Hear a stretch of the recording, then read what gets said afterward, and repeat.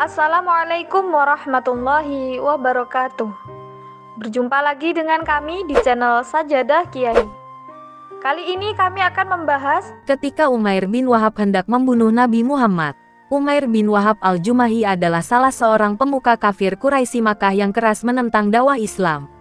Bahkan, Umair bin Wahab juga adalah salah seorang yang kerap kali menyiksa Nabi Muhammad dan umat Islam ketika mereka masih tinggal di Makkah atau belum hijrah ke Madinah.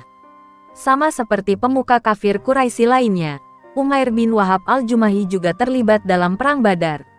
Sebuah perang antara pasukan umat Islam dan pasukan kafir Quraisy Makkah, di mana jumlah pasukan kafir 3 kali lipat lebih banyak dari pasukan umat Islam. Meski demikian, kemenangan ada di pihak pasukan umat Islam.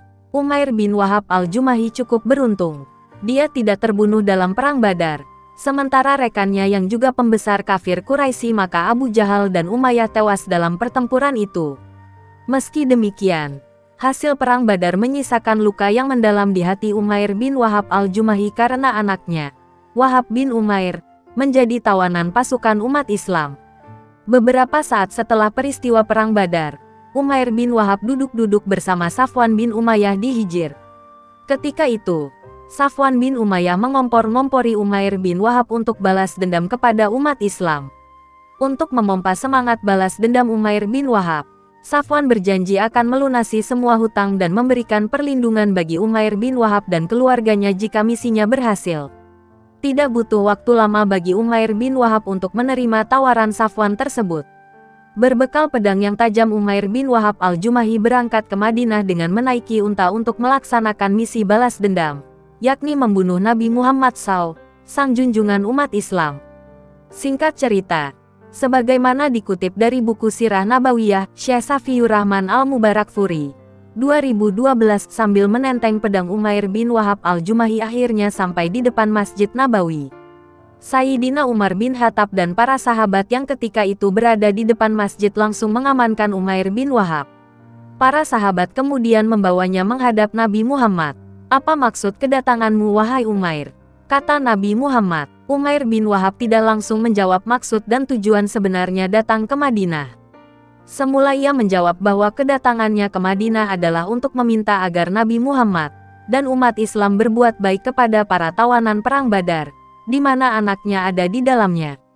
Nabi Muhammad SAW, yang sudah tahu tujuan Umair, terus mendesak Umair bin Wahab untuk berkata jujur tentang maksud kedatangannya ke Madinah.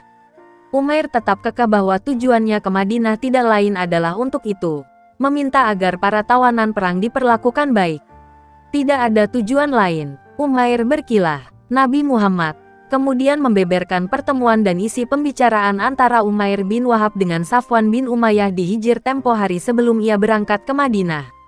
Apa yang disampaikan Nabi Muhammad sama persis dengan apa yang dibicarakan Umair bin Wahab dengan Safwan bin Umayyah pada waktu itu. "Bukankah Safwan hendak menanggung hutang-hutangmu dan keluargamu agar engkau mau membunuhku? Demi Allah, mustahil engkau akan bisa melaksanakannya," kata Nabi Muhammad. Umair bin Wahab tertegun dengan apa yang disampaikan Nabi Muhammad.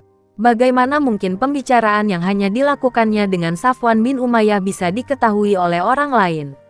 Maka seketika itu juga Umair bin Wahab al-Jumahi yakin bahwa apa yang disampaikan Nabi Muhammad SAW adalah wahyu dari Allah. Umair lantas mengucapkan 2 kalimat syahadat dan masuk Islam. Beberapa saat setelah itu, Umair bin Wahab kembali ke Makkah dan menyebarkan Islam di sana.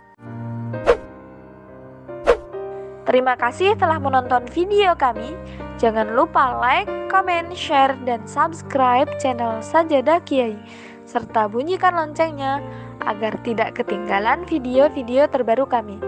Dengan mensubscribe berarti Anda mendukung channel kami, serta membuat kami lebih semangat dan konsisten dalam membuat video-video terbaru.